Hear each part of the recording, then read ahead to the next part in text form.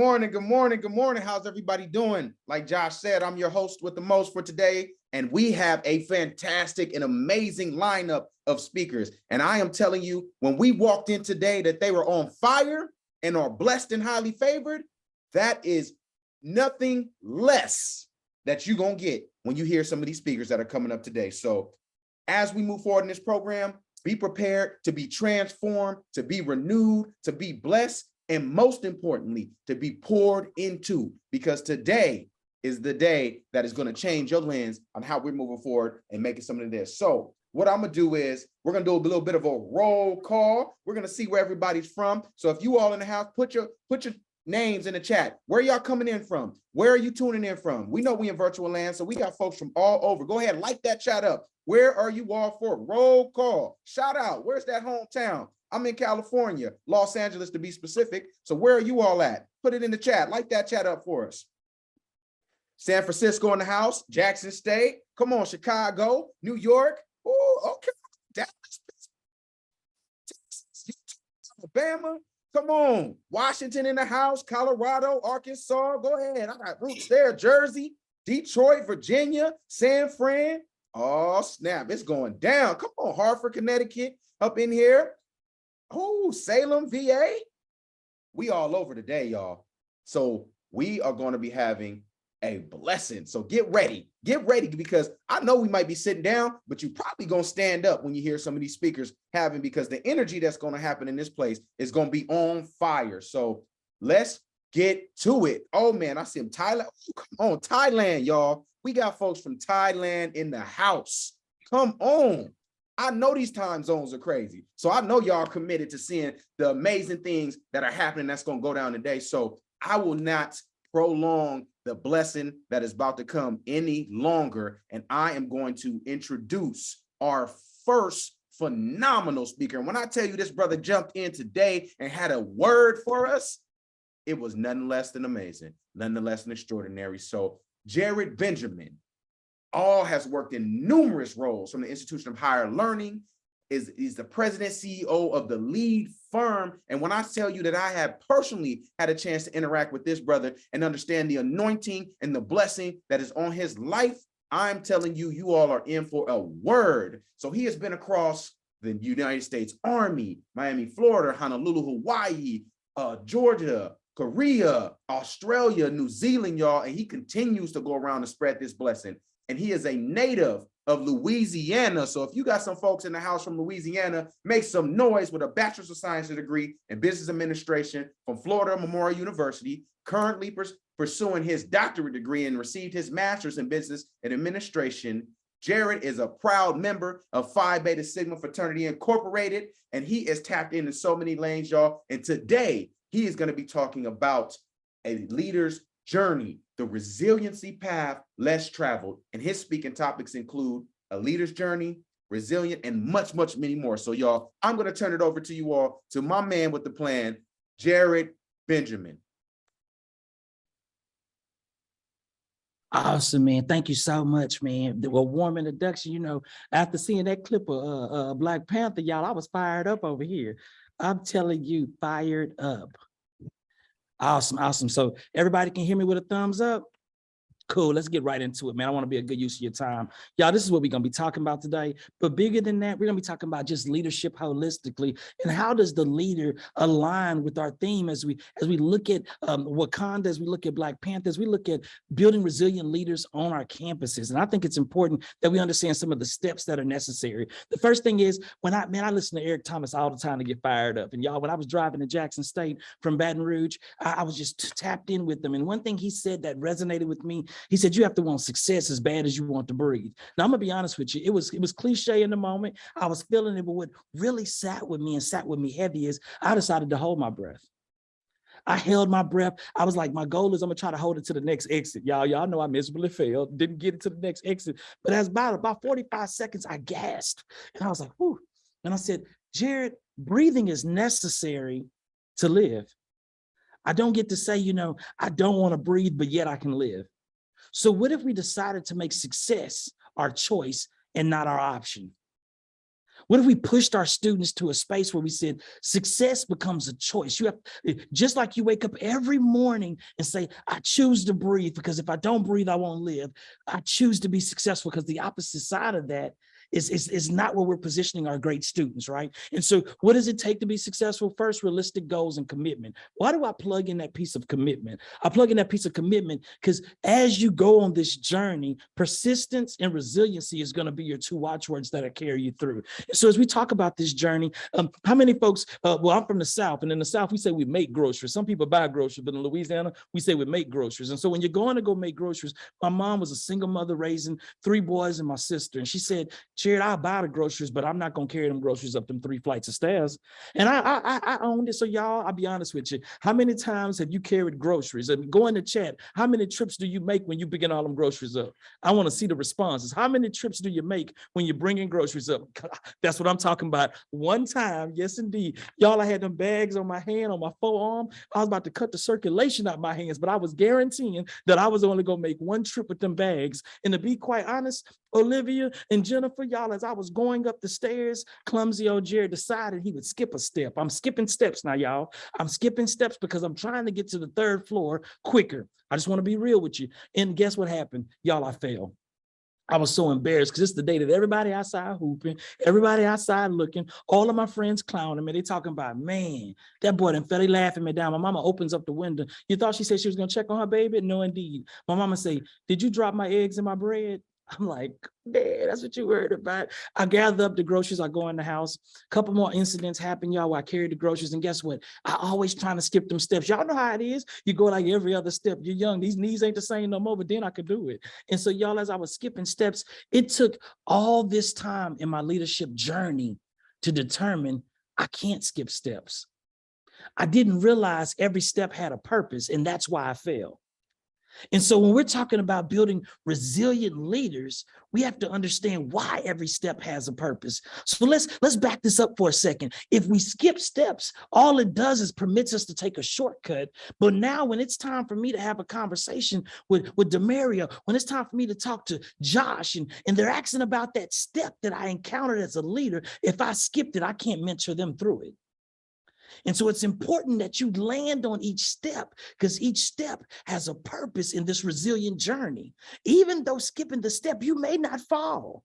But if you skip the step and you don't encounter the experience, you cannot coach somebody else through the journey. See, a leader is only a leader when he's bringing his followers or her followers or their followers with them on the journey. And so how can I lead you in a space I've never been in? That's called leading through learned experiences, but not through lived experiences. That'll be another 15 minutes, y'all, but we're going to stay on topic. No shortcuts is the reason this journey has so much value. So it wasn't about the grocery bag. It wasn't about getting to the 3rd floor. It was about understanding that every step in this journey builds on my level of resiliency. And so as I go to my next point, I want to share with you, you see this seat. Some would say it's just a chair, but how many times have you been invited in a room or invited to the party, but nobody wanted to dance with you? How many times have you saw opportunities that align with your skill set, align with your ability, but you did not get a chance to sit down in the seat?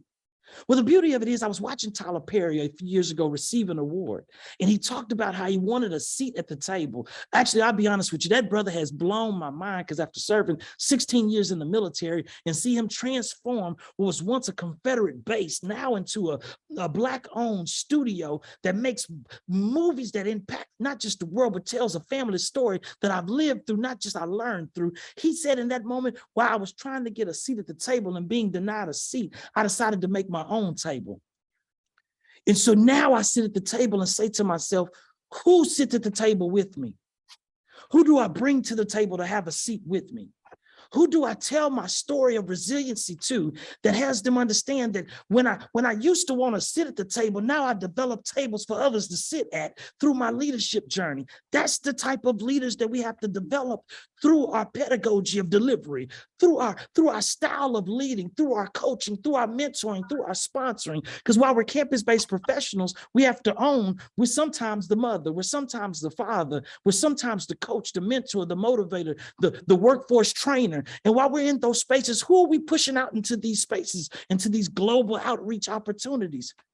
we're pushing folks that we had to put at the table, but we also reminded them everywhere you go, based off your identity, you may not have a seat, but it doesn't mean you have to not make your own table. Staying on time. I look at this situation. Y'all know I'm from Louisiana, and I got to be honest with you.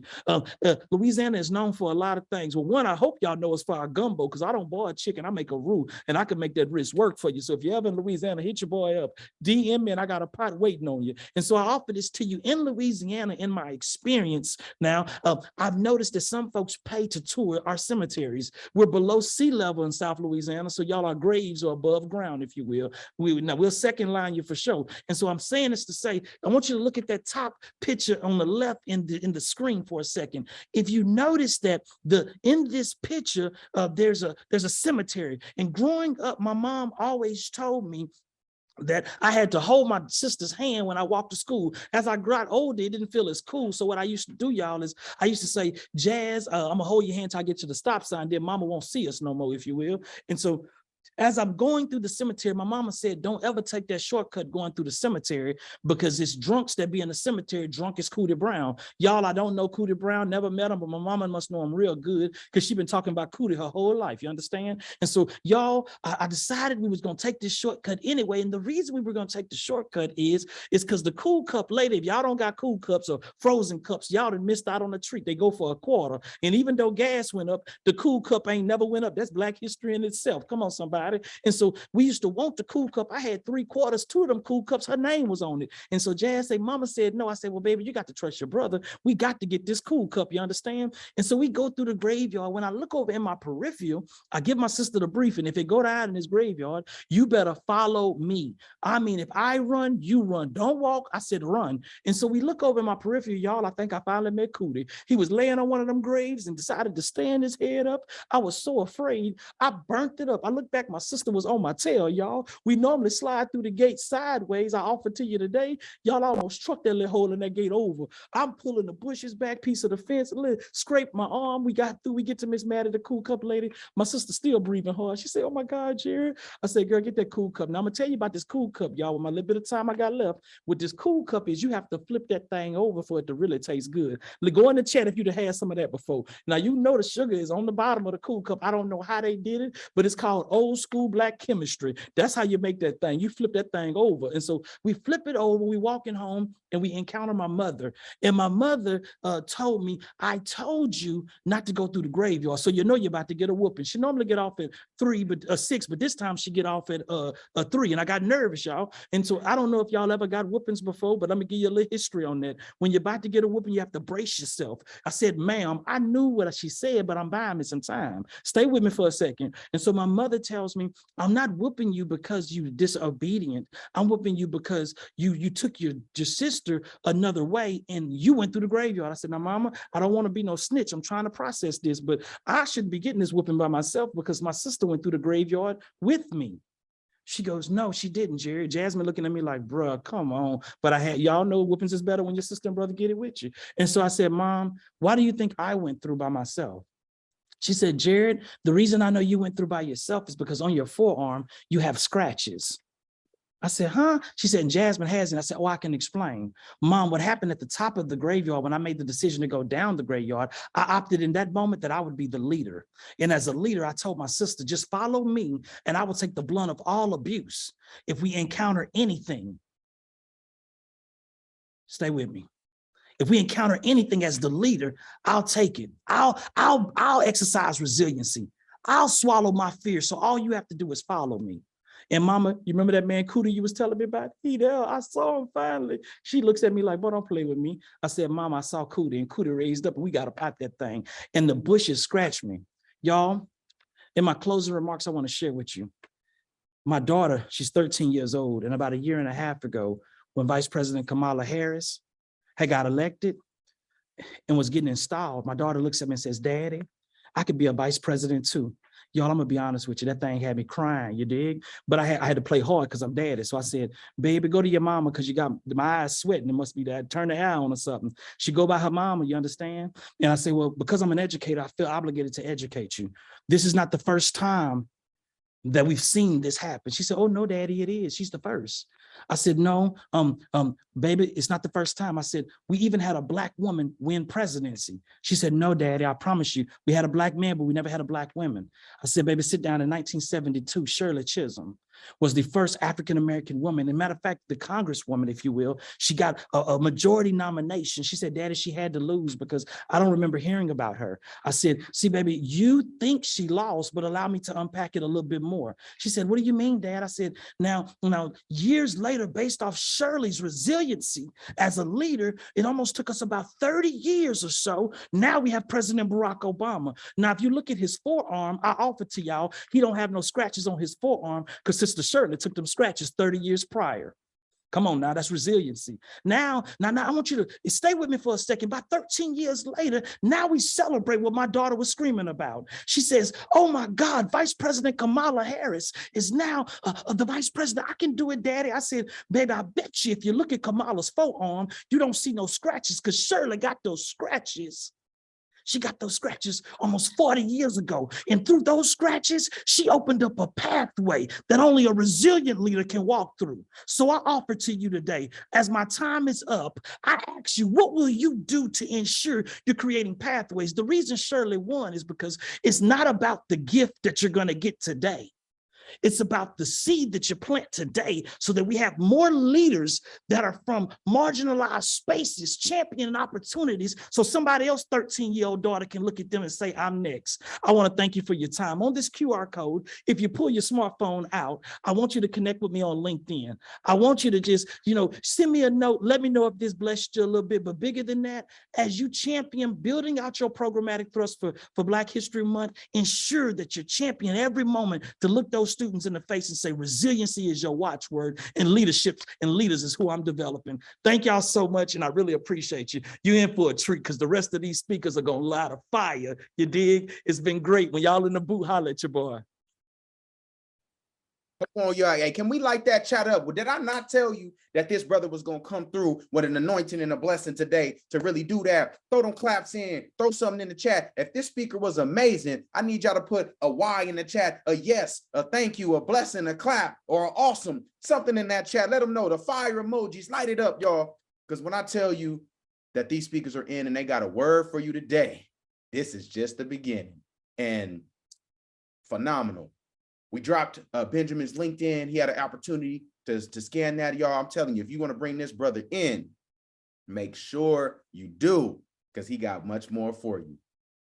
And if you're interested in booking him, complete this link. I'm going to drop this link in the chat for you all too. So he has his booking form as well as that QR code that's coming up. So if you all want to book Jarrod to come in and do some amazing work on your campuses, which you will not regret, here goes that link. That link is getting dropped in there. And now the blessings are going to continue to keep flowing as I have the honor and the pleasure of introducing one of our next speakers, Jacquie, who is an author of an international best-selling award-winning book that stops racists in their tracks called Hush Money, y'all. How one woman proved systematic racism in her workplace and kept her job. As a phenomenal speaker on DEI, racism, and other things, Jacquie is here to give us a word today, and it has been featured on Forbes magazine and more. It is my distinct honor and pleasure to bring up Jacquie, and she's going to be talking to you today about improving DEI to prevent racism in the workplace, y'all. Give it up for Jacquie.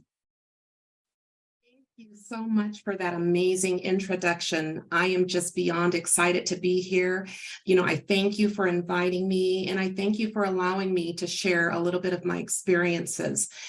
So I actually was not a writer before I wrote my book, Hush Money. Hush Money is a book that I wrote from a place of pain.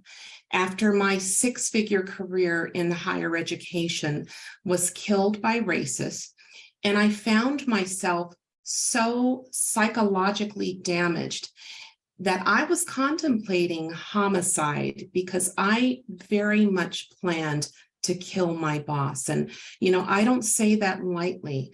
I planned to kill my boss. But after I couldn't figure out a way to successfully kill my boss after the hell they put me through, I decided that I was going to commit suicide because I had tried to make it in higher education. My career spanned nearly 20 years, and I had a career that I not only enjoyed, but I was exceptional at. I was good at my job. It was a career that paid me 6 figures, which you don't get to make 6 figures if you're not good at your job. And it gave me literally everything that I needed to provide for my family and to pay my bills.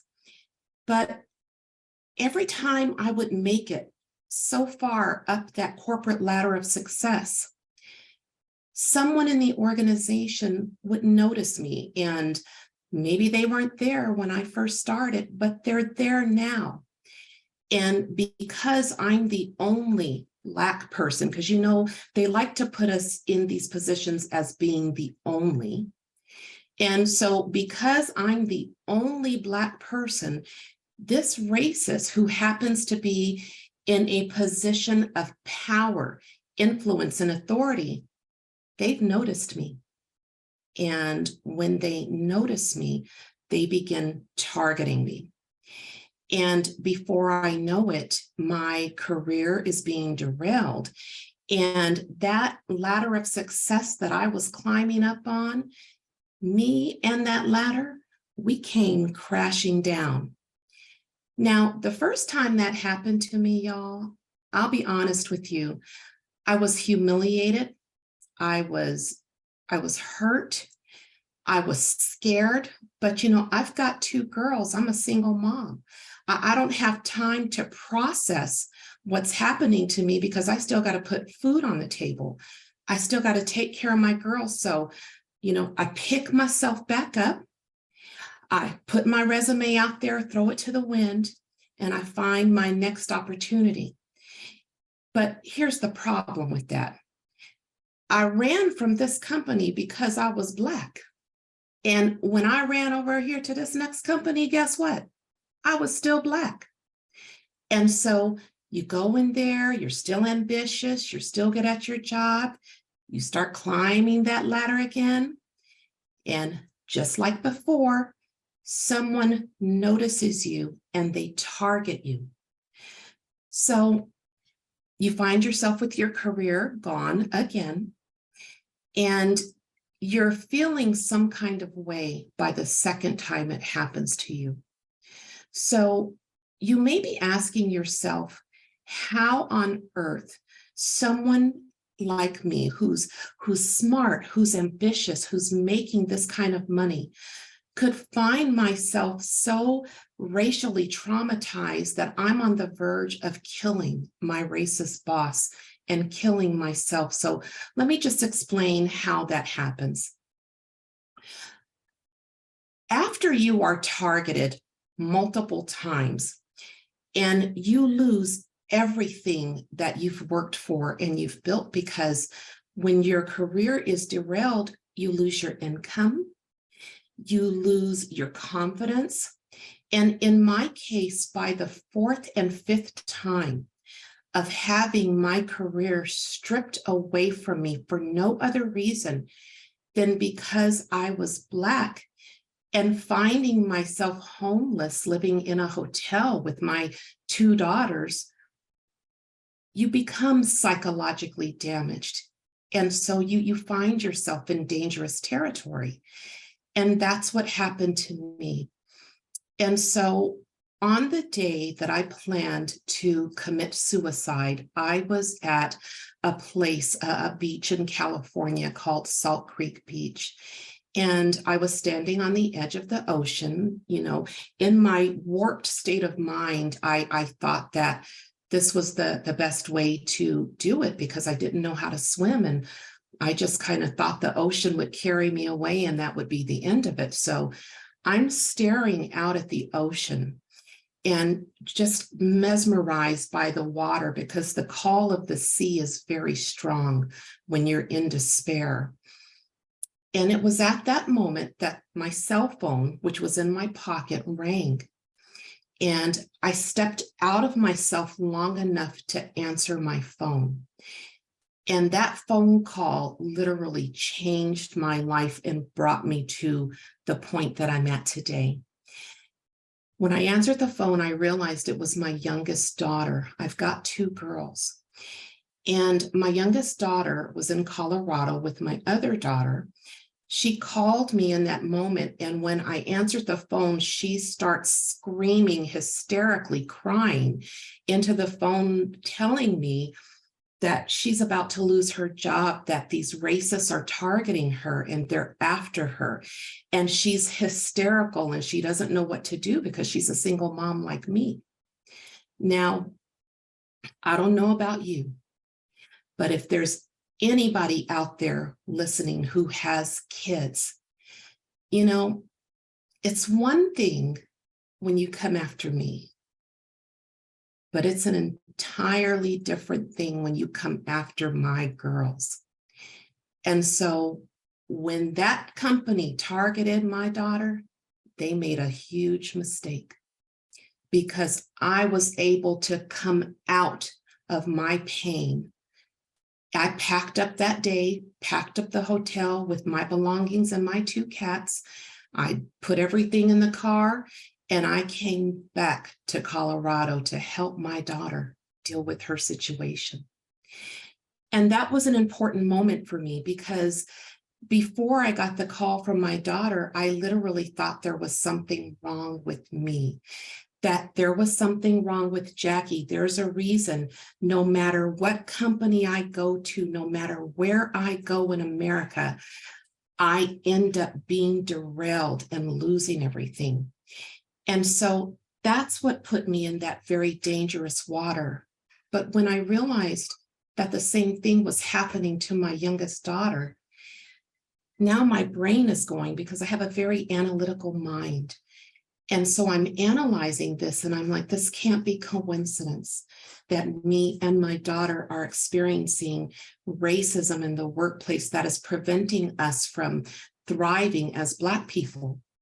So then I went to my oldest daughter. You know, my daughters are night and day. They're very different. My youngest one is very vocal, very dramatic. You know, when she was younger, she would call me hysterical because my other daughter drank the last Pepsi in the refrigerator. So I expected that from her. But my oldest daughter was more conservative, very reserved, you know, polished, professional. And, you know, she had never told me there was anything going on in her role. So when I got back to Colorado, you know, I asked her, you know, every time I talk to you on the phone, you say things are fine, but tell me face to face, have you been experiencing racism on your job? And when I ask her point blank and she can't hide from me behind a phone and we're face to face, my oldest daughter just broke down and it broke my heart. And she said the same thing. Her story was literally my story and the story of my youngest daughter. So after I realized that both my children were experiencing the same thing that I was experiencing, we started talking to extended family. We started talking to friends. We even went into the community in Colorado and started talking to strangers. And 95% of the people that we spoke to all said that they were experiencing racism in the workplace too. And that they were hopping from job to job to job, just like we were, trying to find a place where we as Black people could not only survive, but also thrive. And that there was no such place that existed. And so it's at that moment that my daughters and I got together and we said, okay, this is bigger than us. There are, you know, thousands upon thousands of people who are experiencing the same thing that we experiencing. And when companies look at their resumes, it looks like they're job hopping, that they're not consistent, that they can't be stable in a company because they're job hopping.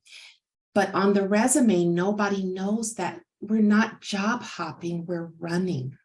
We're running from racist organizations. And so my daughters and I decided that we were going to help our Black folks.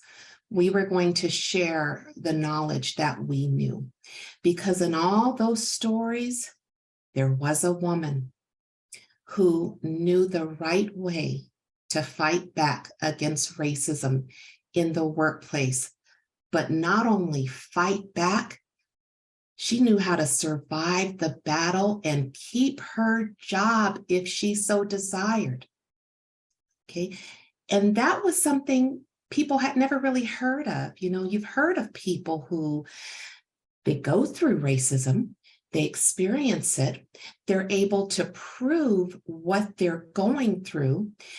But when the company realizes that they can prove it, and they decide to settle with them, as part of that settlement, you got to separate. We don't want to deal with you no more. Okay, you got to leave. And so this one woman put together a strategy that was so phenomenal that she was able to negotiate her terms for how she was going to leave and when she was going to leave. And she decided she wasn't going to leave. She was going to keep her job. So the book that I'm talking about is this. It's my book. It's called Hush Money: How One Woman Proved Systemic Racism in Her Workplace and Kept Her Job. This is a book, like I told you, we wrote from a place of pain after my six-figure career was killed by racists. Now, here's the thing, okay? We wrote this book from a place of pain, but interestingly enough, we could not get a publisher. Publisher said, no one's really interested in hearing about your experiences with racism in the workplace because it's not really that big of a deal. And so we don't think there's a market for your book. So we couldn't get a publisher. We self-published our book ourselves because we knew that people needed to know what we knew. We self-published on Amazon, but we don't have a marketing background either. So we really didn't know how to properly market the book. So we just piled the books into the trunk of my car and sold the books at parks and pop-up shops in Colorado to anyone who wanted to hear about what Black folks are experiencing dealing with racism in the workplace, to have their eyes opened, because racism in the workplace has morphed. It is not the overt, easy to spot kind you typically see reflected in a lot of the movies, the books, and the TV shows. That's not what we're dealing with. What we're dealing with in the workplace is not overt, it's covert, it's hidden. And because it's hidden, it's harder to prove. And because of that, it's more sinister, more nefarious. And so our book not only shows the Black folks who are experiencing racism how to fight back and survive that battle, but it shows organizations who are truly, authentically, genuinely wanting to improve their culture and stamp out the racism that is existing. Well, my book gives them a compass. It's a roadmap that shows them what up to this point they could not see. And so because of that element, when we put these books in the trunk of my car, and we sold them at parks and pop-up shops, 7 months later, okay, just a mere 7 months later, Hush Money was an international best-selling and award-winning book being read in dozens of countries all around the world. And people, I mean, just thousands of people were reaching out to me from places I didn't even know Black people lived, like Finland, for example, and Sweden, and Switzerland, and Australia, and New Zealand, and Ireland. You know, I thought racism was limited to America. And so my eyes were opened when somehow my little book made it to countries all around the world. It was featured in Forbes magazine as an international best-selling and award-winning book. It was a #1 Amazon bestseller. It was and still is to this day #1 on Goodreads Listopia for best eye-opening African-American women's fiction, #1 for books to improve your social justice awareness on racism, #1 in best female protagonist in Black category, and #1 in so many other categories. Hush Money is the recipient of the reader's favorite gold medal for social issues novels. And so when you step into the shoes of Ebony and you follow her 5-year journey working in higher education as a Black woman, you see and feel and smell her circumstances, just like Vice President Kamala Harris said you need to do. And you feel it as if it's happening to you or someone close to you. And the way you deal with racism, if you are a Black person, is changed because her strategies are strategies not many people would have thought about. And if you are not Black, if you are a white person who has never experienced racism, but you know it's wrong and you want to help, but you can't help what you don't understand, by the time you read Hush Money, your ideas about what we experienced are changed. And you now have a deeper, fundamental core understanding of what we live with working while Black.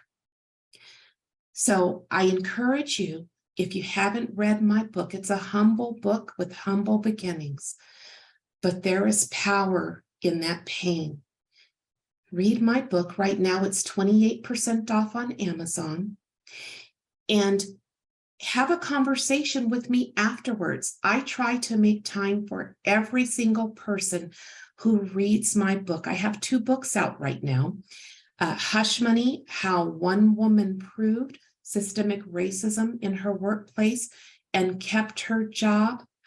And then the sequel that picks up right where Hush Money left off to tell the rest of this provocative, explosive, and horrifyingly inspiring story. And the sequel is called Hush Money, The Cost of Being Black in Corporate America. And guys, it's important to understand the cost of being Black in corporate America. I certainly didn't understand it as I was growing up. I had no idea the price I would pay with my dignity and my fundamental rights as a human being, just to have a job that wasn't in a low-income sector, a job that had a satisfying career path and gave me and my girls a chance to live the American dream. But if I knew then what I know now, I sometimes wonder, would I have done things differently before taking that job that traumatized and nearly destroyed me? Sometimes I wonder if maybe I would have tried to bleach my dark skin to make it lighter, or removed my long dookie braids to straighten my hair. Maybe I would have bought blue contacts to hide my brown eyes and got a nose job with the butt reduction too. You know, do all the things I shoulda, woulda, coulda done to look less like me and more like them, just to fit into a mold I had no part in creating. But the more I thought about it, I said, no, I know me. And even if I could go back in time to that fateful day that changed my life in the worst way, I wouldn't change a thing, because I'm the strong, beautiful Black woman God created me to be. Dookie braids, dark skin, big butt and all. But I would take what I knew and what my daughters knew.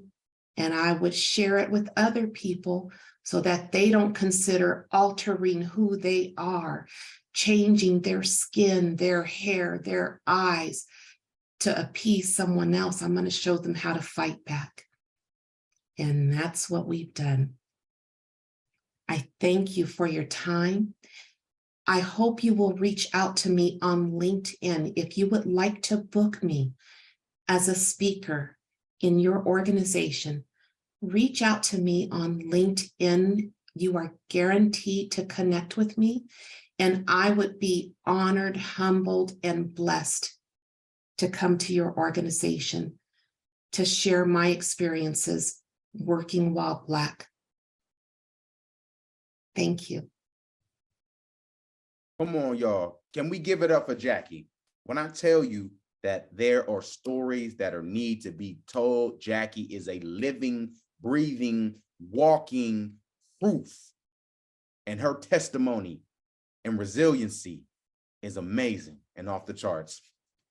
Go ahead, y'all. Light it up. Let her know how you feel in the chat. And if you want to connect with Jacquie, I post her LinkedIn in the chat. I post a book link in the chat. So when I tell you that this story is meant to be spread far and wide because it's going to impact and change lives, especially in today's society where mental health is on the rise and all the things we're working at and going towards today, make sure y'all take some time out to connect with Jacquie, if not for Black History Month, for other months too, because it ain't only in February. And so, Jacquie, thank you so much for sharing that amazing and inspiring story. And we can't wait to see what other impactful things about to happen and the people you have changed their lives right now on this call. So, blessings. And folks, that is only the second speaker. This next speaker, you all might have heard about in so many different areas and so many different lanes, because this next speaker, Dr. Joshua Fredenburg, my man, is coming to the stage, who is a nationally recognized speaker, author, and president of the Circle of Change Leadership Conference, y'all. And when I tell you that circle goes full circle, I was a student coming to the Circle of Change Conference, and then now I'm back in other capacities because of the impact that I met these speakers that you were seeing in this lineup in this very same forum that have poured their lives and their passion into it. Joshua is one of those speakers who is just going to light the world on fire, that's going to transform you and get you up out of your seat, literally, physically, in all those spaces. Today, Joshua is going to be talking about his topic, I Am Because We Are, and the power of collective Black excellence. It's my honor and pleasure to introduce my personal friend and just mentor, inspirer, Dr. Joshua Fredenburg, y'all. Man, thank you so much, Demaria. Can we give Demaria a big shout out in the chat box? Just want to thank you for all that you do for us collectively to represent Black excellence and make an impact in our community, our nation, and our world. And I just want to give a shout out to Jarrod and Jacquie. Phenomenal presentations. And I was just sitting here in my chair watching and like, come on, someone. Just so privileged and honored and thankful to be around such great, incredible speakers and people. I'm thankful to be here today as well. And I got to be honest with you, I have a variety of topics that I could have shared, but it was literally about a few weeks ago when I was on LinkedIn and I came across an article in Forbes magazine. And within this article or this post, there was a study that came out that talked about that when Black professionals are authentic with who they are, when they ask for promotions, they ask for opportunities, the article suggested that it actually affects their progress within the organization. And it was really eye-opening to me because when you go to speak with a career coach, when you go to speak with someone that helps you to advance your career, they'll always say to ask for opportunity, ask for advancement, do more on the job, and a variety of other things. But to see the very insight, the very wisdom that we are given to help us to propel our career actually working against us, but not against others, really began to open my eyes and really made it very clear to me that the only way we're going to succeed is if we help one another. And that's one of the reasons why I'm going to begin with this topic, I am because we are. Because if you were to go on the website right now and you were to go on the internet and you were to Google my name, you would discover that I'm an international speaker, that I've spoken in 49 different states, 3 different countries. You would identify that I've written 7 different books. I'm the president of the Circle of Change Leadership Experience. I'm a TEDx speaker, member of Phi Beta Sigma Fraternity Incorporated, certified emotional intelligence coach, have a master's and a doctoral in organizational leadership, and I have 2 wonderful children and an incredible wife. That's what you would see. But what you wouldn't know is that I did not just get there by accident. There was actually a journey. When I was 3 years of age, my parents got divorced. By the time I was 9 years of age, I was in a single parent household, and I had to learn how to cook and thrive and take care of myself and be responsible because my mom had to work late hours in order to pay the bills. By the time that I graduated from high school, I went on to college at Long Beach State University, and I had to take a remedial English class because they felt that my writing wasn't up to par. By the time that I ascended into my junior year, I had a professor literally tell me that your writing is not good enough to attain a master's or a doctoral degree. But in the midst of all these challenges, in the midst of all these obstacles, there were some other challenges I faced as well. I actually had to deal with rejection. I had to deal with harassment. I had to deal with being overlooked and undervalued because I was a Black man in America. I literally had to apply and go for internships and opportunities and speaking engagements. And I had people tell me that you're too Black to do what we desire you to do. In essence, I had to deal with micro and macro aggressions. I had to deal with the fact that I had to sit there and watch television and hear about all the stories where Black men in America were being gunned down, and literally other people would do horrendous acts and would not even have to face what Black men in America had to face. In essence, my experience in growing up not only dealt with personal challenges, but I had to watch other challenges on television, and I had to deal with all these obstacles and these challenges because I was a Black man in America. But I'm so thankful today because despite all these challenges, despite all these obstacles, despite everything that I went through, I've been able to overcome. I've been able to thrive. I've been able to persevere because not only have I been connected to Black excellence, but Black excellence has surrounded my life. In essence, when I was born to an incredible mother and grandmother, 2 Black women that are queens. And not only did they help me financially, but they taught me spiritual wisdom and insight that enabled me to thrive and to overcome the challenges of the day. And then as I got a little bit older, I began to meet friends, and I had incredible friends, and I had incredible Black friends that supported me, that strengthened me, that gave me wisdom, that helped me in my toughest time. Again, I was surrounded by Black excellence. And then when I graduated, I had the opportunity to come across mentors and sponsors, again, Black men and women in powerful positions that reached out, that imparted wisdom, and that expressed their Black excellence to me and empowered me and helped me to grow. And then there's been moments in my life where I've faced challenges and obstacles, and I've been able to go back to our heritage and our ancestors and bring up the quote such as Frederick Douglass, where he says, where there is no struggle, there is no progress, meaning the struggle is only a setup for greater progress. I was able to go back to a quote by Shirley Chisholm where she talks about how we're not here just to pay rent, we're here for a purpose to serve. And I'm paraphrasing that quote, but she reminds me that I'm valuable, that I matter, that I have a purpose in the earth. Therefore, no matter what I face, no matter what comes my way, they remind me of who I am. And then I remember the quote by Dr. King where he says the ultimate measure of a man or a woman is not based in times of comfort, but rather how they deal with challenge and controversy. And that reminds me that my greatest strength, my greatest ability comes when the greatest challenges are coming against me.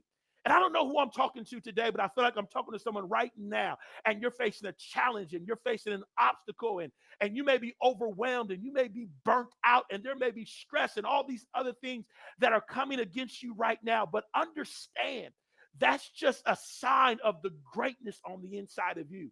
That's just a sign of the Black excellence on the inside of you. Because every Black woman, man, I've talked to has went through challenges and obstacles, but there's something about that Black excellence on the inside that begins to rise and emerge in our greatest challenges and obstacles. And as strong as we are, and as amazing as we are, I still have come to discover that we are stronger when we support one another. In essence, I know we have strength. I know we have ability. I know we have knowledge. I know we have brilliance. But I share with you today, we're stronger together than we are disconnected. In essence, I've discovered as I've looked at studies at Korn Ferry and heard the studies where there were brilliant Black men and women that were in executive positions and they were walking away from the job to pursue other careers, to pursue entrepreneurship because they were being looked over.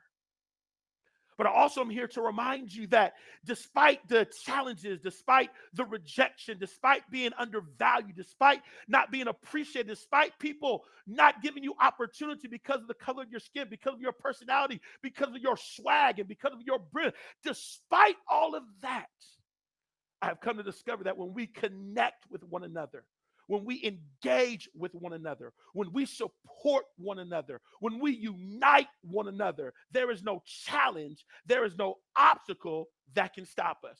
You say, Dr. J, how do you know? Well, the reason why I know is because there would not be a President Obama without a Dr. Martin Luther King. The reason I know is because there would not be an Oprah Winfrey without a Harriet Tubman. The reason I know is because there would not be a Venus and Serenus without their father, Mr. Williams. The reason why I know is because there would not be a us without our ancestry. In essence, the truth be told, I am because we are. And that's one of the reasons I love this statement by Desmond Tutu, and I love this quote, but more importantly, I love what it says at the top. It says, I am because we are, because it reminds us that we are only as strong as the people that we are connected to and that are in our life. In essence, Les Brown once said, he said, show me your friends and I'll show you your future. But I want to put a rephrase and a remix on that. Show me your Black friends and I promise you there will be a great future. You say, Dr. J, how do you know that? Well, I know that because when a senior executive gives wisdom to a Black first generation graduate, I am because we are. When a millionaire invests into a young Black entrepreneur, I am because we are. When the president of an organization goes behind closed doors and advocates on the behalf of Black people, and Black people are impacted because the president advocating, I am because we are. When a young person is walking down the street and sees an elderly that is walking and needs help and they assist them and help them, I am because we are. When a Black man supports, advocates, strengthens, speaks up for a Black woman, I am because we are. When a leader goes out of their way to provide a job opportunity, an internship, or a promotion to an emerging leader, you got it, I am because we are.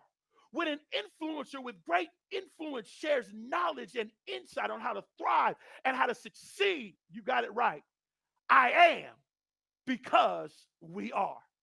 And as I stay in this moment and I stay in this phrase and we talk about this concept of being I am because we are, I want to challenge you today, not only to connect with the Black excellence in your community, on your campus, in your nation, or in your world, but more importantly, I want to challenge you to remember this, that we cannot have a Wakanda forever. Please remember that I am because we are. In essence, Wakanda forever is created by groups of people that understand that not only do we possess Black excellence, but I am because we are. So I get ready to close out this presentation with this message that I want to share with you, and I want you to remember as you go through this season, as you go into 2023. I want you to remember that Black excellence is all around you. I want you to remember that no matter what the media says, no matter what people say, Black excellence is around you. And if you'll tap into it, if you'll connect with people, and if you understand that you're only as strong as the people that you surround yourself with when it comes to Black excellence, I promise you, there is no challenge, there is no obstacle that can stop you from reaching your fullest potential. And as we go into 2023, I want to encourage you, if you're looking for a Black History Month speaker, if you're looking for a Black speaker in general, I want to encourage you to consider reaching out to me, because not only do I want to empower your Black students and your students in general with information that will enable them to thrive, to succeed, and to reach their fullest potential and to make their impact on your campus, your community, your nation, or your world. But more importantly, I also would love to speak with your faculty and your administrators and your professionals about ways that we can empower our Black students, ways that we can empower our students of color. In essence, I am because we are, because I'm here to be a part of our collective group of Black excellence, doing our part to continue to push forward the legacy, continue to make an impact, continue to open doors, continue to give opportunities to others, and most importantly, continue to let that Black greatness shine everywhere that we go. I want to thank y'all so much. It's been a privilege to be here amongst Black excellence and amongst incredible speakers. And one more time, I am because we are. Thank you. Come on, y'all. Let's give it up for Josh. Where those emojis at? Where the love? Where the hand claps? Where the fire? Like the chat up, y'all. I'm telling y'all today, we have some work for you all today. Man, I'm trying to tell you, the morning can't be any better. What other way to start your day than to hop on something like this and be surrounded with the Black excellence? Because as Josh said, I am because we are this network of folks here. And as I promised, we're going to keep this show on the road. We're going to keep things going because we have some phenomenal speakers that are coming up next as we move past our halfway point and keep the Wakanda spirit going, right? So I have the distinct honor and privilege of introducing my girl. When I say she was part of my journey, when I got in the Circle of Change conference, she was my hostess with the mostest, doing those things as a certified DEI facilitator, corporate thinker, adjunct African-American history professor at Kentucky State, and a proud member of Alpha Kappa Alpha sorority. This lady is phenomenal, is a communications coach, and she is going to be coming up today to tell you about how to redefine Blackness. And it is my honor and pleasure to bring to the stage my phenomenal sister, Tish Norman. It was Martin, Malcolm, Huey, Alvin, Marcus, Richard, Jesse, Adam, Carla, Gordon, James, Philip, Nat. Showed them not to play with us. Duke, Langston, Thurgood, Robert, Hank, Jesse, Jacquie, Muhammad, Paul, Stokely, Mega, Webb. About 3 Benjamins, a good 2 Freds. Women like Harriet, Rosa, Ida, Shirley, Sojourner, Madam, Maya, Mary, Bessa, Ella, and Retta. Even baby Ruby was out here applying pressure. Gail, John, Booker, Sid, George, you nuts if you don't know who he is. Bayard, Charles, Roy, Carter, Cecil, just for drinking them white folks' water. All kings and queens, yes, for real. And to the ones that we lost, like Emmett Till, and all those that's here, we gonna continue to hold it down. Say it loud, Black, and I'm proud.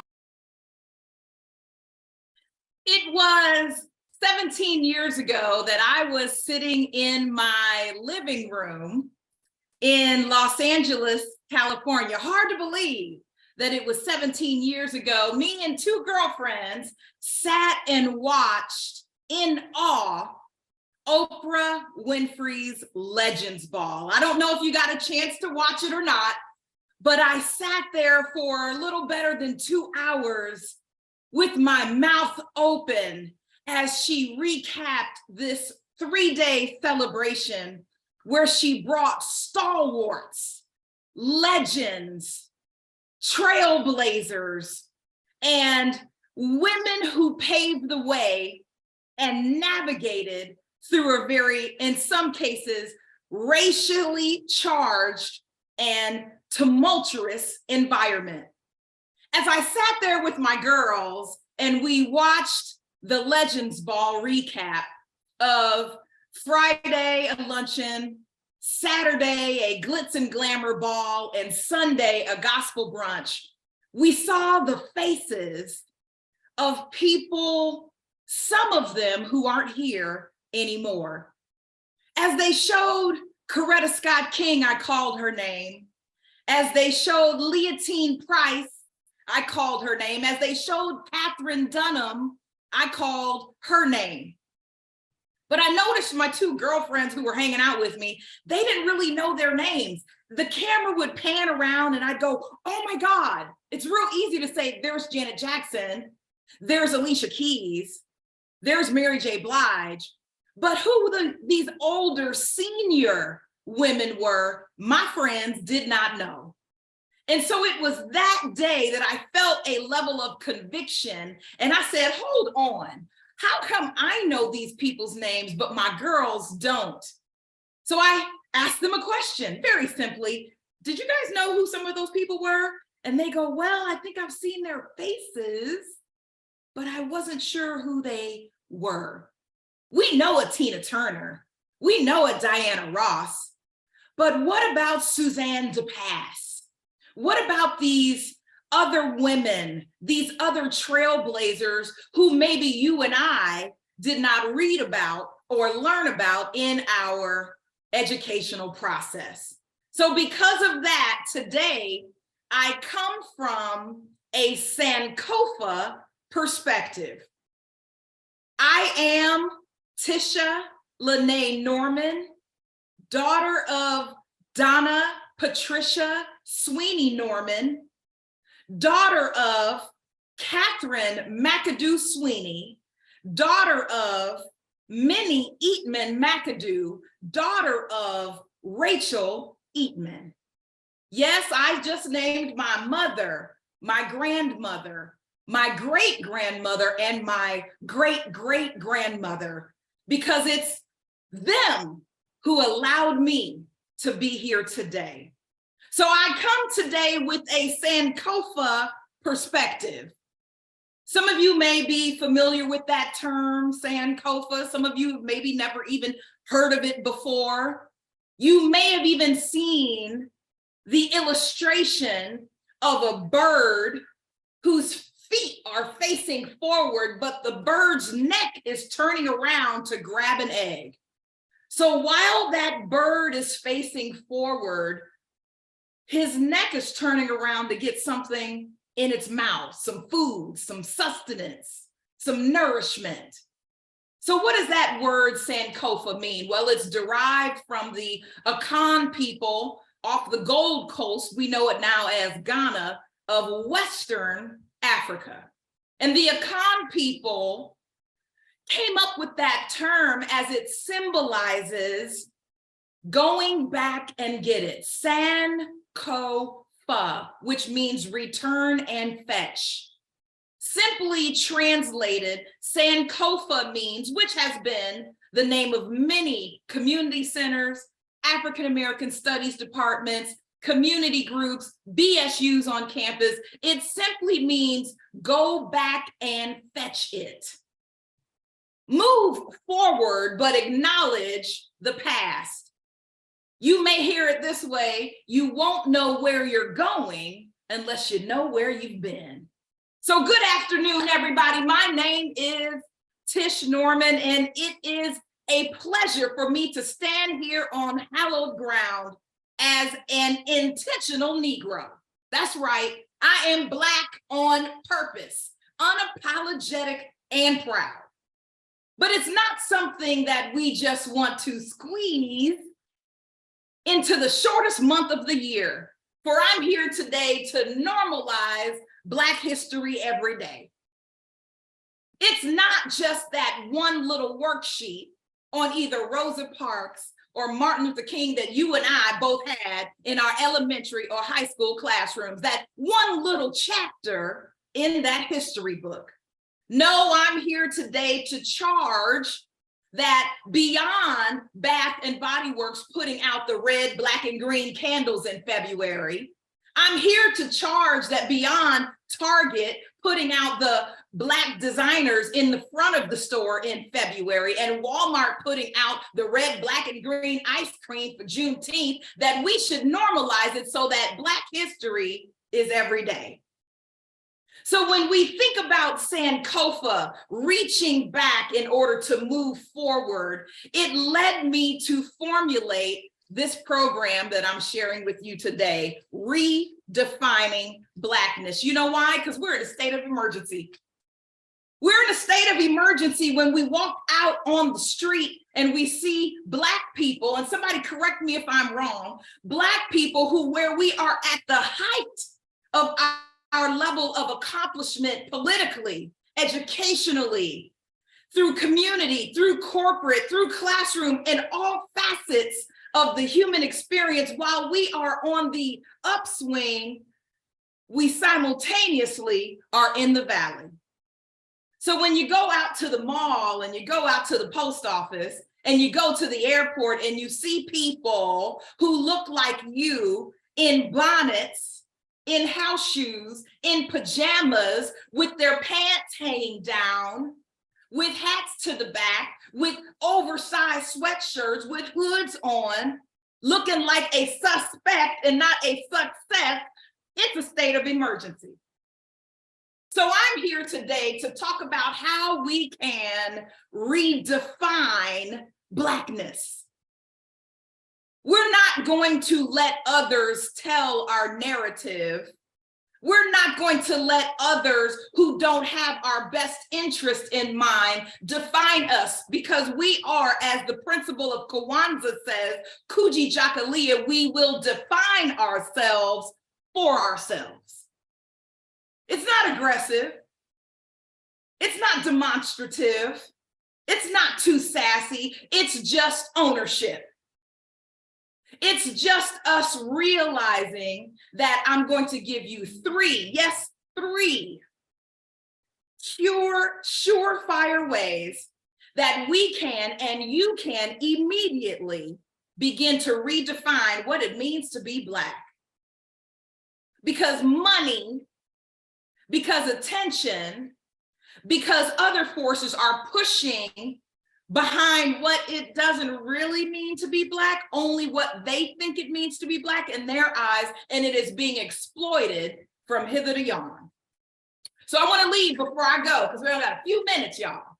I want to leave you with three surefire methods that not only you could implement on your campus, in your home, with your friends and family, but also that you can implement in your own personal life. And you don't have to be Black to implement it, okay?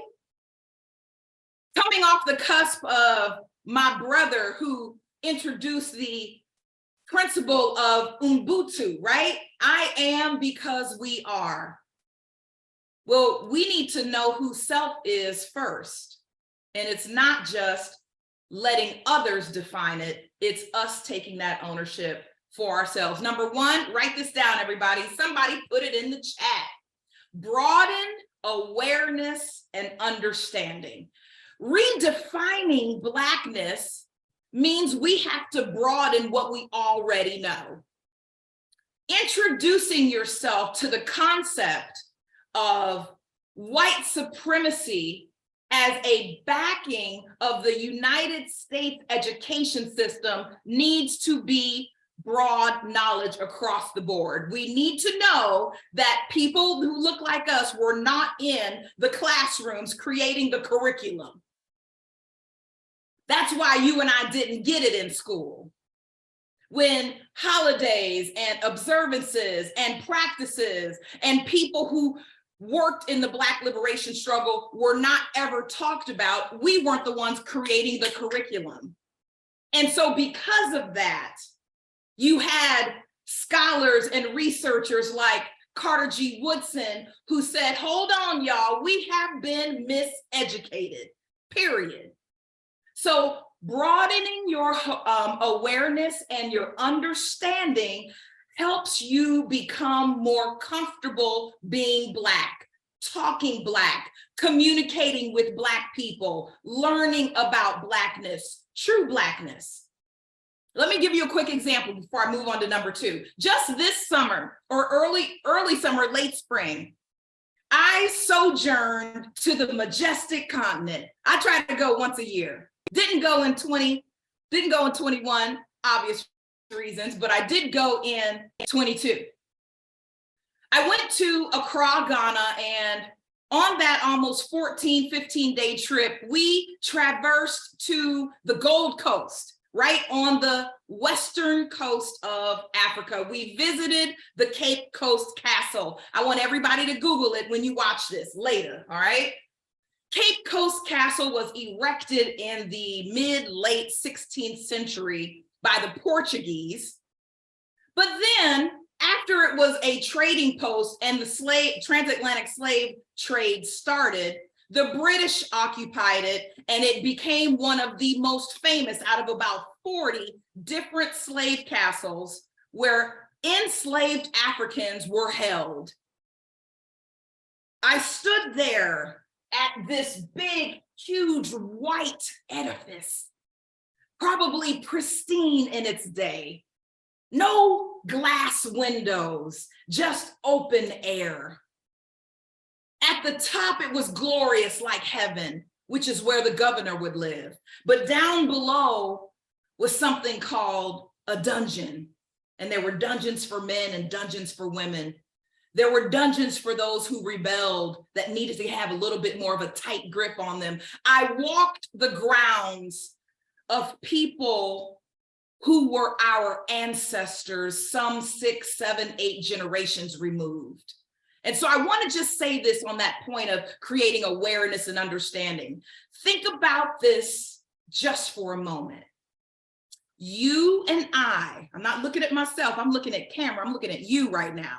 You and I, those that have been kissed by nature's sun, we are the results of the people who did not die, who sometimes had to march 1, 2, 300 miles from inner coastal Africa to the coast.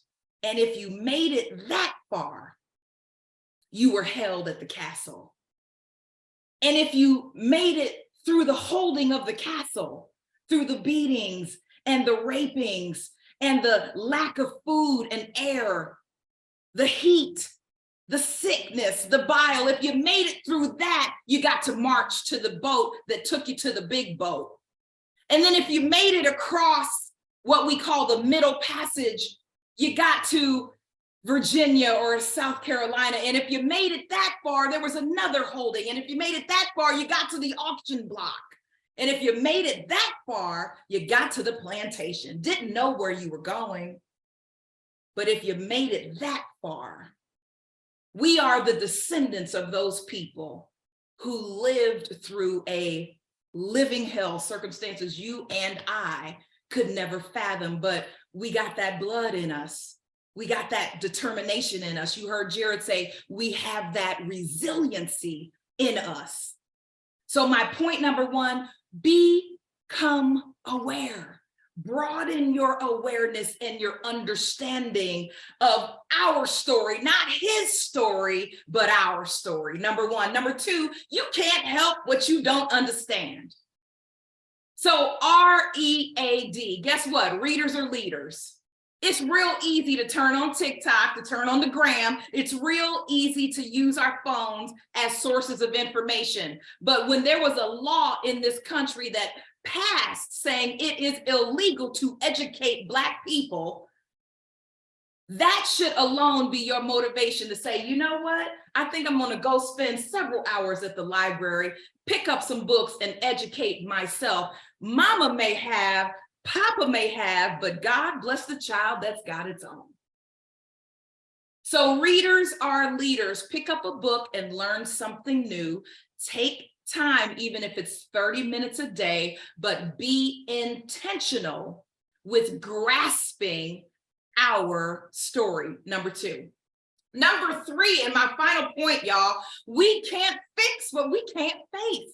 We're talking about redefining Blackness. So we can't fix it. The excessive, disproportionate numbers of Black men being gunned down by gun violence by other Black men. Let's not blame white people. I heard something on the gram this week. We can't blame white people for everything. Some things we must take accountability for. Some things we have to in a radical, intentional way. So we have to take charge of our education, our understanding, and then this third point, fixing it. But first we gotta face it. So I stand before you tonight. I stand before you this afternoon, imploring that perhaps sometimes you may have to walk alone. I stand in the state of Maryland right now. And last night I drove to the University of Delaware to give a talk to 275 sorority women on diversity, equity, and inclusion. And this GPS took me around, y'all. It took me around like this back roads way. And I said, Lord have mercy, this is still Maryland? I thought I was in Mississippi in 1899. I said, what is going on? It became very rural. Now, this is just because me, and I'm pretty knowledgeable of Black history and various figures within that movement. And so my mind immediately went to, wow, I'm in Maryland. I'm driving in a car in Maryland through these dark, cold, winding roads with big, tall trees in the woods and the forest to get to this beautiful campus. My God, how did Harriet Tubman feel, born Araminta Ross, when she escaped and left Dorchester, Maryland, just 167 miles from where this hotel is right now? When she went by herself, just armed with the breastplate of righteousness and the sword of faith. My God, she traversed through Maryland, through Delaware, and up through Philadelphia at night by herself. So I stand today empowered. My goodness. Whew.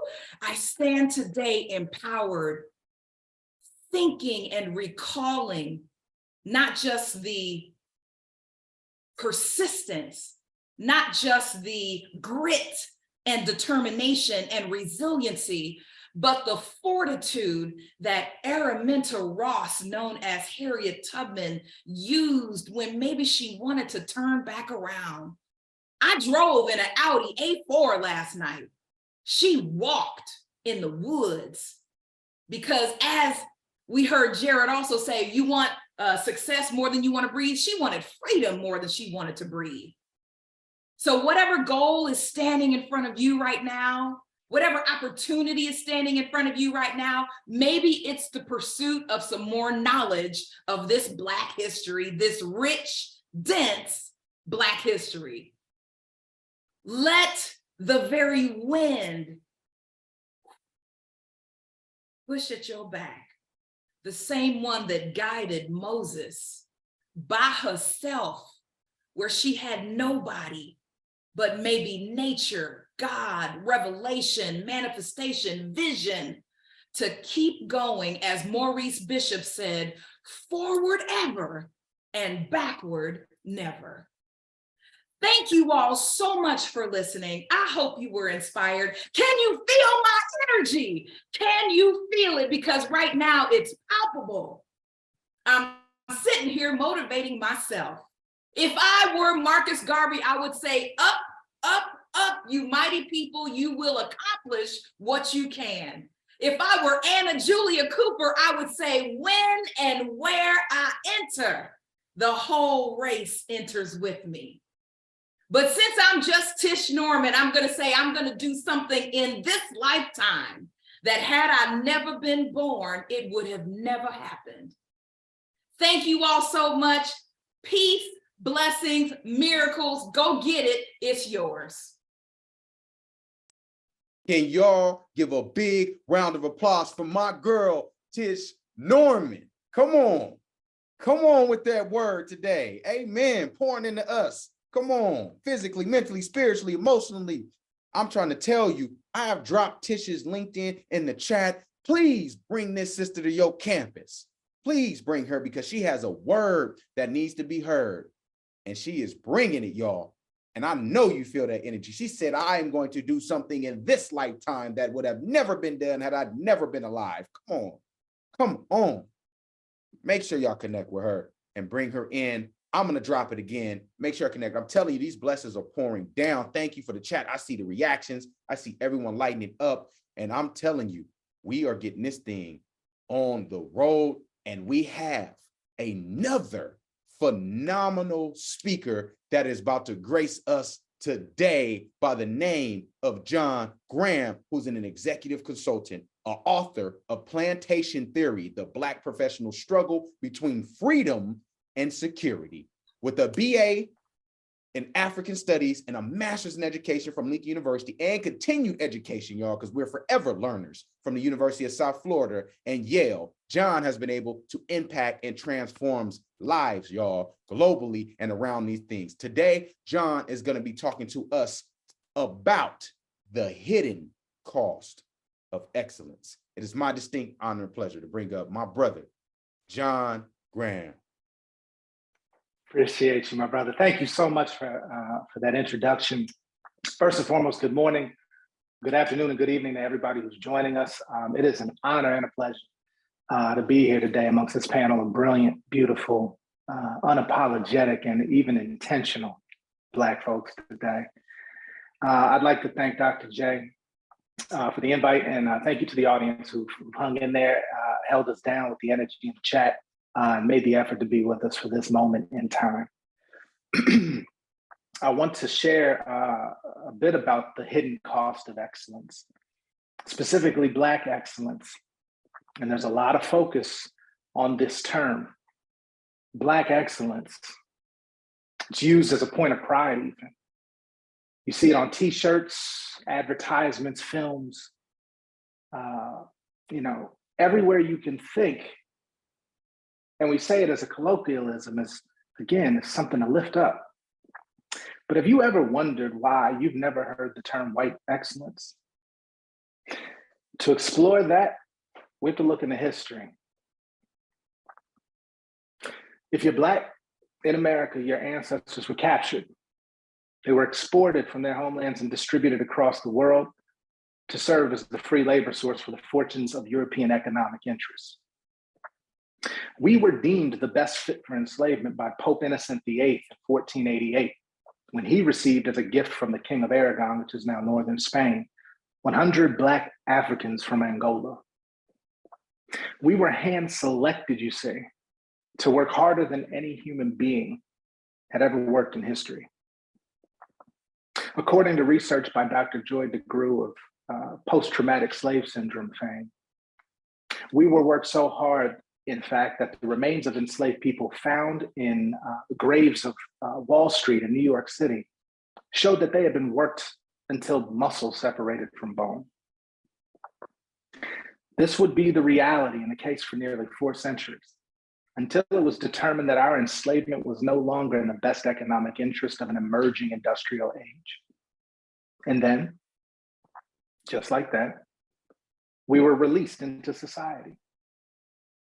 No safety nets, no place to live, no money, no education, and no job.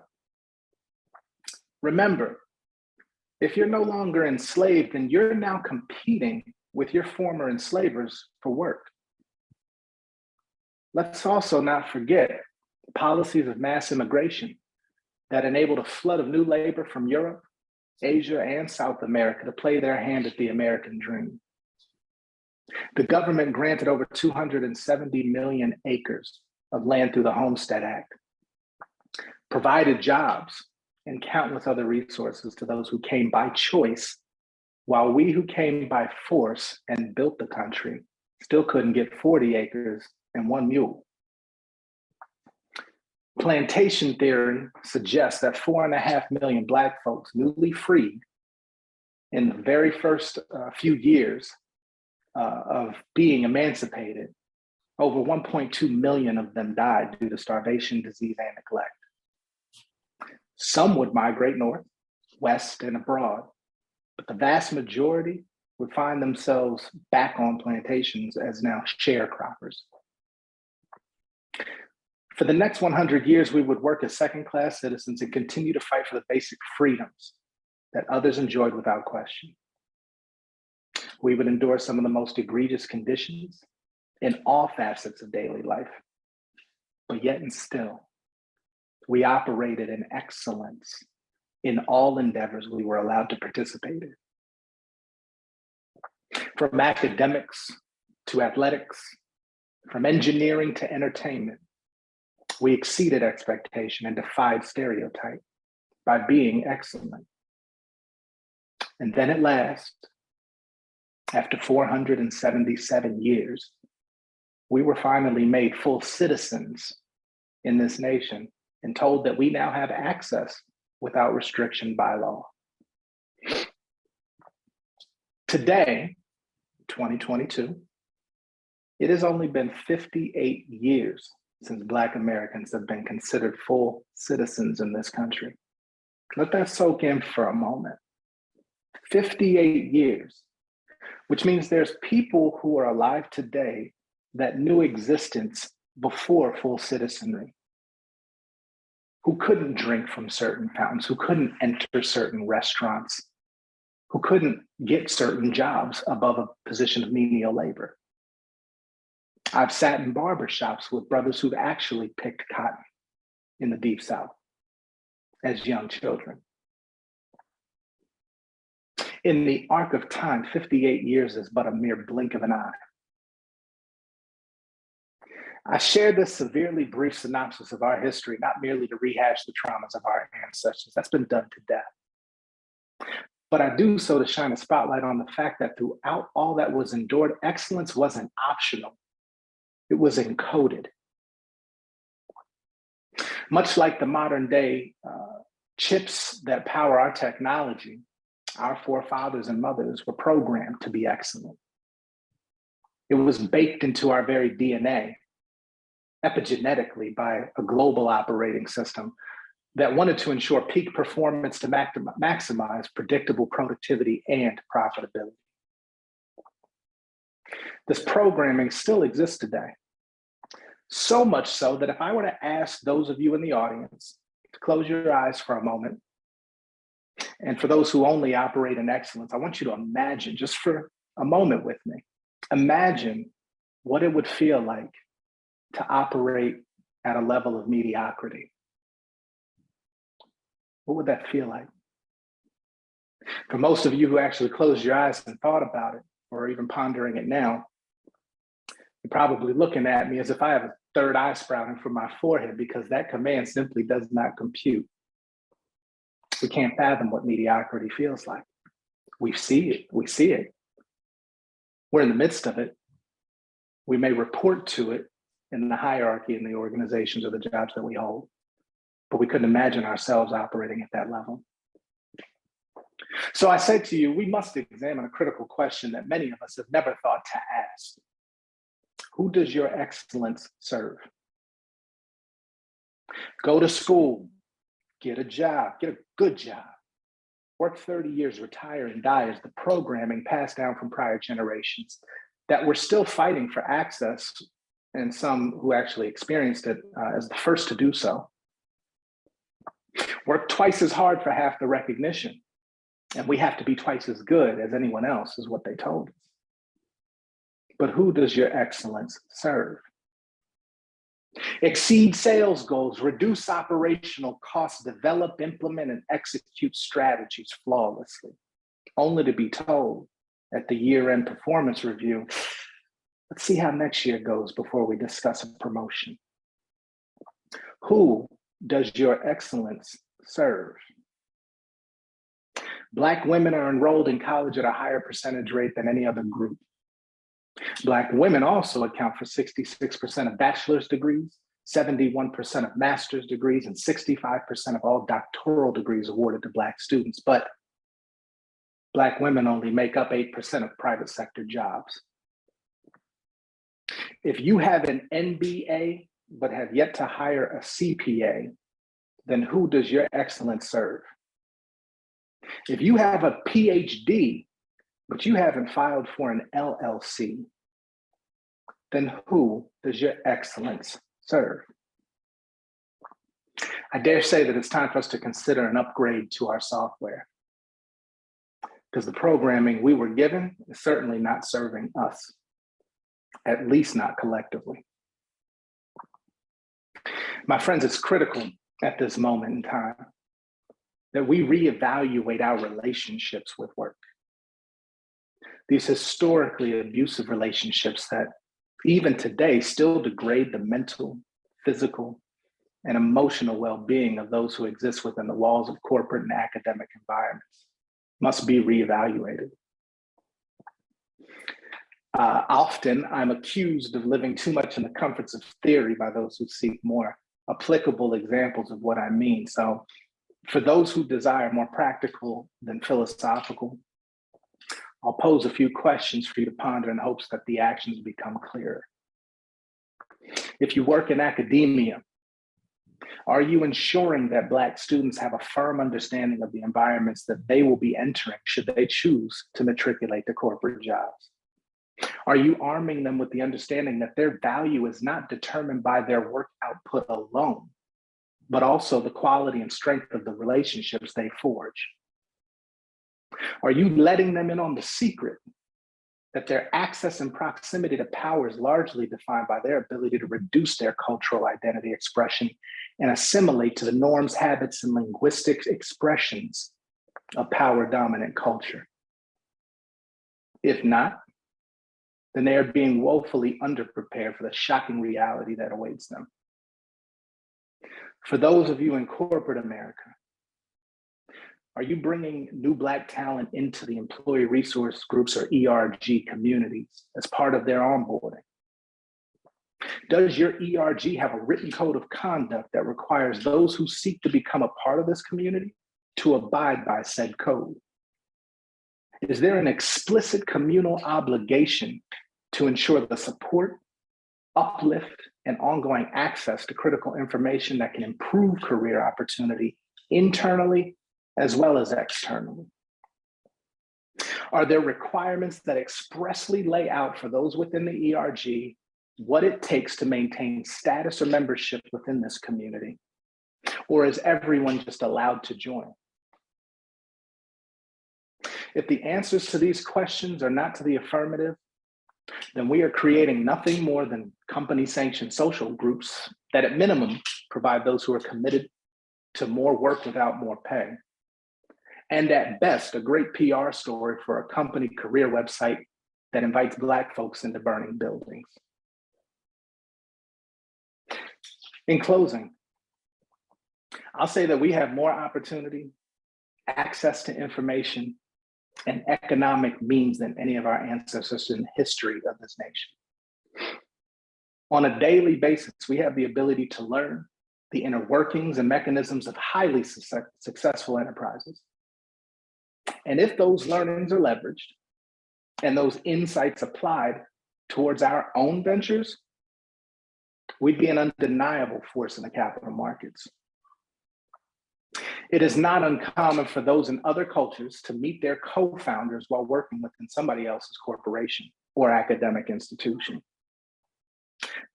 They smartly divert some of their paychecks towards the bootstrap funding of their own ventures.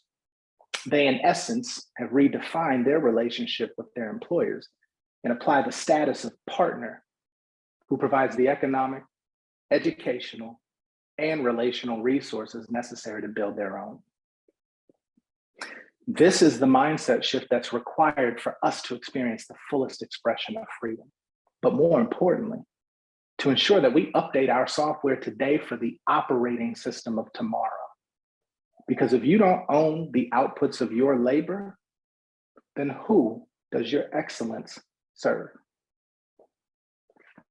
Thank you. I appreciate your time, energy, and attention. I encourage you all to visit the link that is placed in the chat. And if you want a signed copy of my hard book offering Plantation Theory, the Black Professional Struggle Between Freedom and Security, with a foreword written by Dr. Joy DeGruy, I would love to be able to send that to you. Be well. Take care of each other.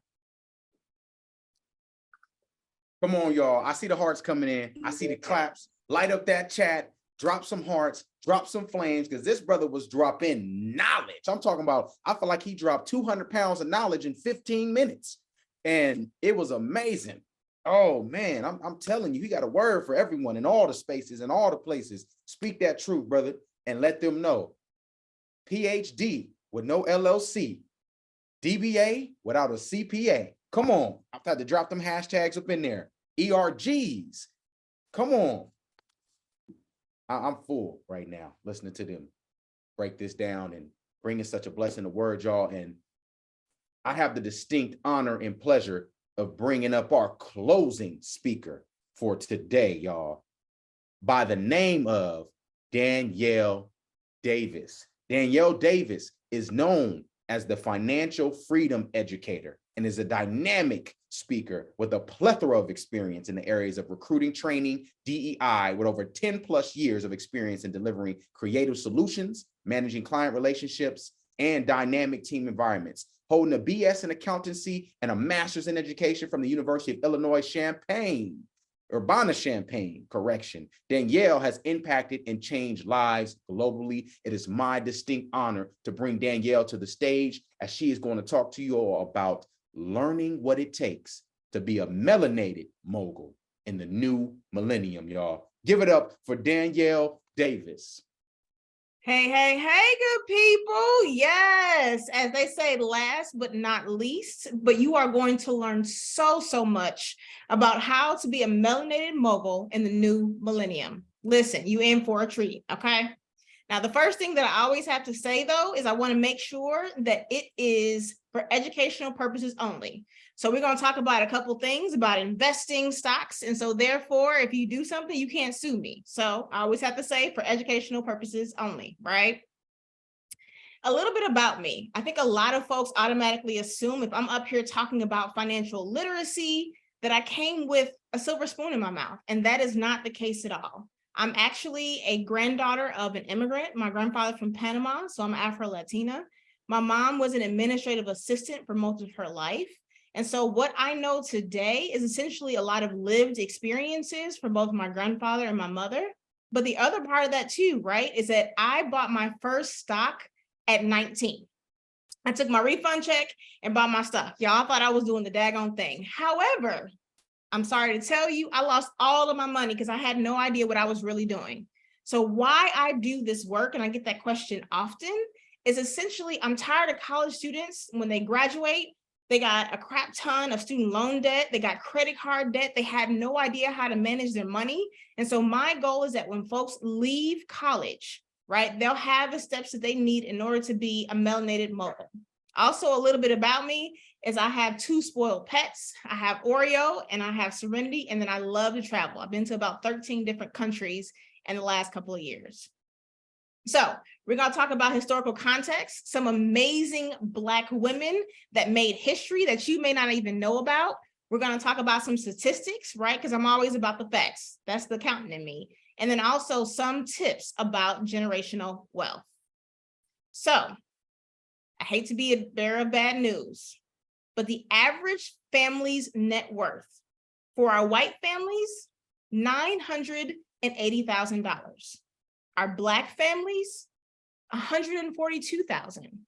And our Latinx families, $165,000. Y'all, that's a huge gap, wealth gap. And we're going to talk about why and how to close that wealth gap. So we're talking about history, right? History, it determines the future at this point. But let's talk about an amazing Black woman named Mary Ellen Pleasant. She was a civil rights activist. She was an entrepreneur. She was also known as a mother of the civil rights in California. Now you said, what did she do to make her millions? I'm gonna tell you. She was a cook and a housekeeper. Now you said, how in the heck could she be a cook and a housekeeper and make her money? Well, y'all, she cooked and she was a housekeeper for those who were great businessmen. Now, these businessmen ignored her because she was a Black woman. They started talking about what to invest in and how to invest. And what did she do? She listened. She said, what do I need to do in order to become like them? The other thing too is she launched business catering to the gold rush boom, right?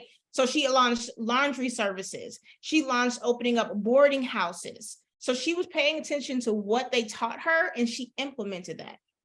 She also gave back to her community. So she was opening up Black churches. She created a library. She did all of these amazing things saying, hey, I got this money, but I'm not just going to keep it. I'm going to invest it back in the community. And then last but not least, we all know money talks, right? We know the fact that this money that she had, she was able to invest it and also talk into politics. Y'all, can you believe she sued a streetcar company because they didn't let her sit where she wanted to sit? And she won, okay? So you say, what does that have to do with now? Well, I'm gonna tell you, right? I want you to know, what can you learn from Mary Ellen Pleasant? 2 things you can learn. 1, an investment in knowledge pays the best interest. She invested in herself and got the knowledge that she needed in order to be the millionaire that she was, right? So she was always listening to say, what can I learn to get to the next level? The second thing that she did is she took a risk. So she not only said, I'm gonna open up one business, laundry services, she said, but I'm gonna also loan money to miners. So she charged 10% and loan money to miners who were doing the gold rush, right? So I always say a big risk is not taking a risk at all. In a world that is changing really quickly, the only strategy that guarantees to fail is not taking a risk at all. Y'all, we got to take risks. We have to. So when you talk about knowledge, take your phone, screenshots, whatever you have. I want to make sure that you have some personal finance resources that you can listen to be able to get to be the millionaire how Pleasant was, right? So we got some books, we got some podcasts, and we also have some finfluencers, also known as Instagram influencers, right? But let's talk about taking risks. So if we're looking at it, 35% of Black families own some type of stock when we talk about equity, 35%, compared to 61% of white families that own equity investments. Yeah, that's a huge, huge disparity. Now, people always ask me, Danielle, okay, so I want to invest, but I don't know how to invest. What do I need to do first? Don't worry, I got you.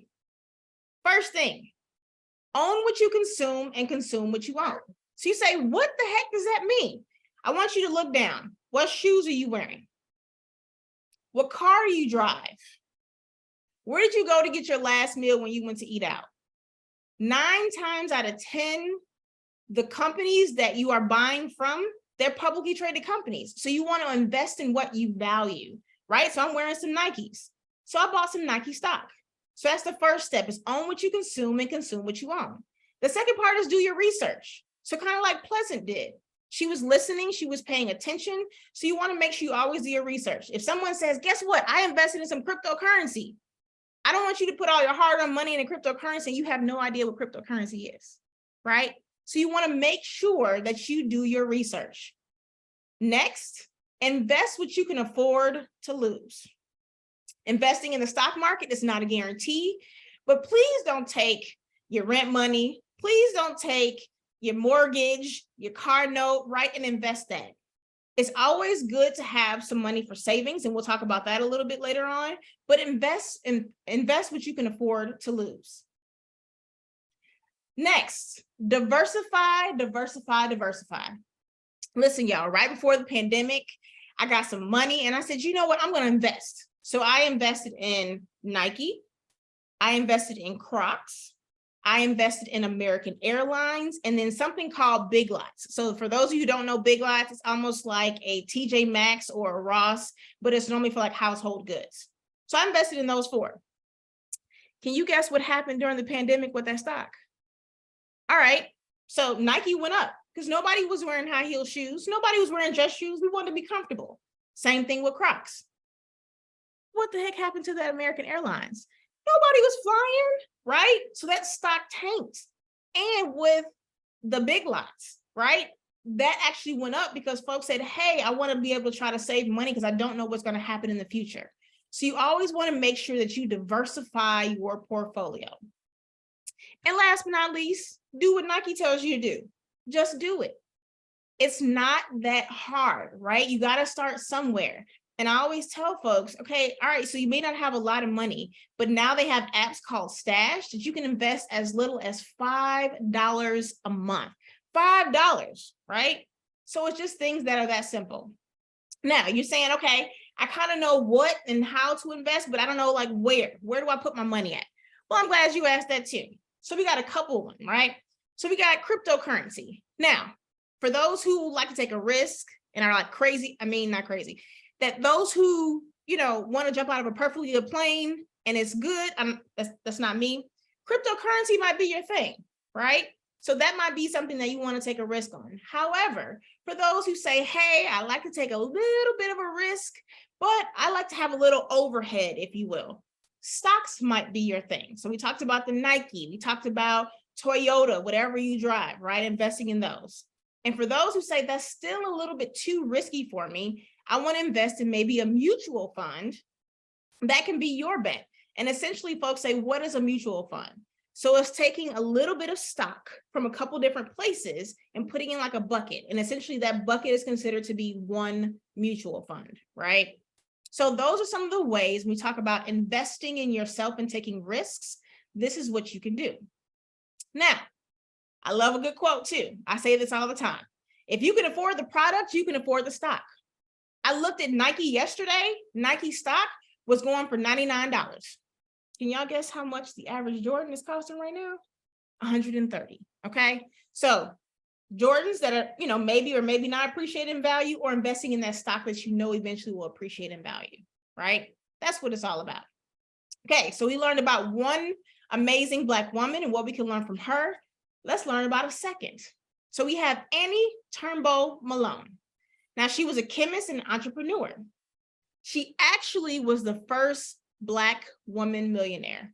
Now I know what you're all thinking. You're like, wait a minute. I thought it was somebody else, right? Madam C.J. Walker, for example. Well, fun fact, Madam C.J. Walker was Malone's employee, okay? So we're gonna talk about that a little bit.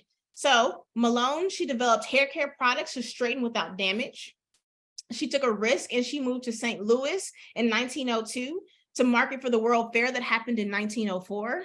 She was extremely successful there. But the problem is that she couldn't get a loan from the bank.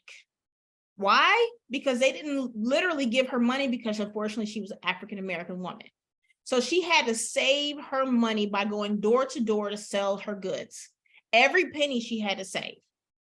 She established cosmetology colleges across the country. She was also one of America's first major Black philanthropists. She built a YMCA, a children's home. She gave money to Howard University and Tuskegee Institute, right? So she was given all this money. So you're trying to figure out, again, what can I learn from Malone? Y'all, you have to save. You have to start saving now. I love this quote from Martin Luther King Jr. It says, you don't have to see the whole entire staircase just to take the first step.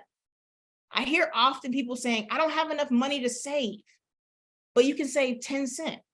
You can save $1. You can save $100. You can save a little bit, right? But start saving now. And you say, why do I need to save? You see this? $1,510. That is the average amount that an African-American family has saved. Let me tell you something. That's not enough. You want to know why? Y'all, my hot water heater just went out last month. Guess how much it cost to fix it? You guessed it, $1,500, right? I'd be up a creek without a paddle if I didn't have more than $1,500 saved.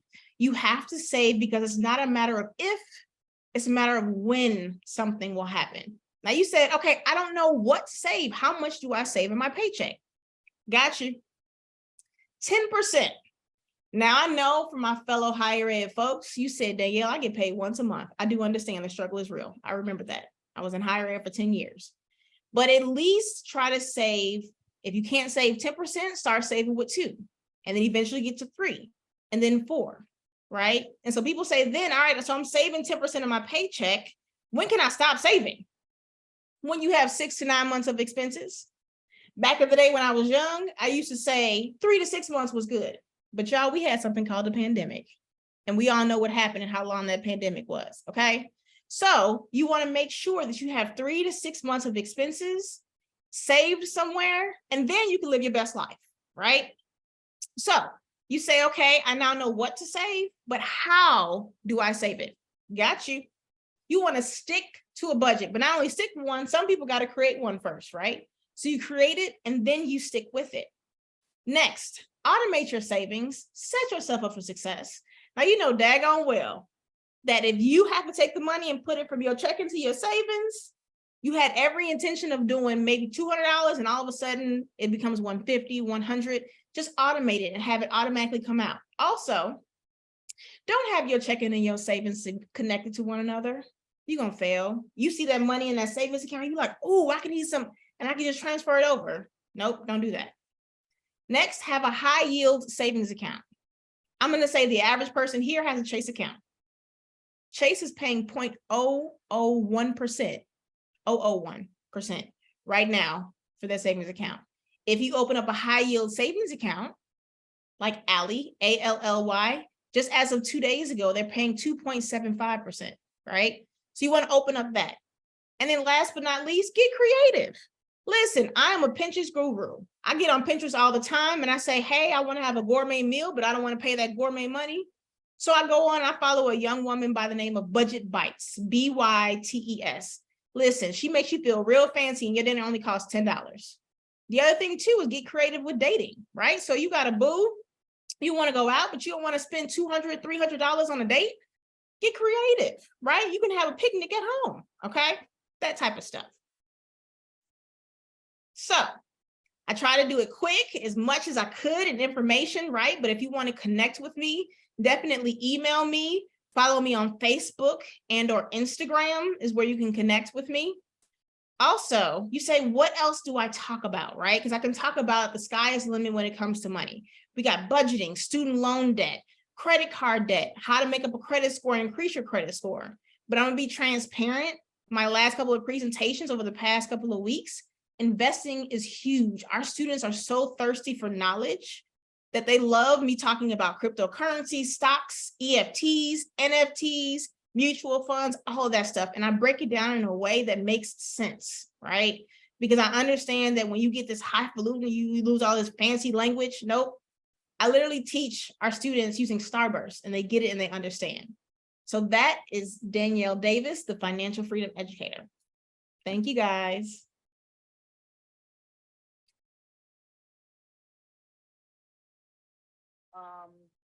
All right, y'all. Y'all just heard from the Financial Freedom Educator. Yes, you to bring her to your school. She's teaching your babies how to be financially savvy. She might even teach you a couple of things. I'm just saying, you got to bring her to the school. We know financial literacy is on the charts. We know financial freedom. We know generational wealth, but actually having tangible solutions and steps to get there that makes sense, that is put in our language, financial freedom, right there with Danielle Davis, all day, every day. I need to look, I need to hire Danielle for myself because I need some strategies and some better strategies. So I want to say this, y'all, as we begin to close out, that we had some phenomenal speakers today that were just on fire, that are dropping the blessings, got the anointings, that got the callings and the purpose over their lives. So make sure you all reach out to them via that LinkedIn's that were dropped in the speaker link that was just right here as well, because they have a word and they not just in it, y'all, they in it to change lives. And what better way to change the lives of your students than to invest in their own that's going to teach them in a way that is culturally competent, that makes sense, and that produces tangible results. And last but certainly not least is purpose driven. So make sure y'all reach out. I want to thank each and every one of you all for coming to this call. And I want to make sure that you have an amazing and blessed day. My name is Demarie Parker. I'm your hostess with the mostest. Make sure you check us out as well. And a big shout out to Joshua Fredenburg, John, Danielle, Tish, Jarrod, all my great speakers that were on here today, because they have come with a passion and a purpose. And I hope this isn't the last time that you all see them in a virtual environment and in a physical environment. Have a very, very, very blessed day. And as we say, Wakanda forever, y'all.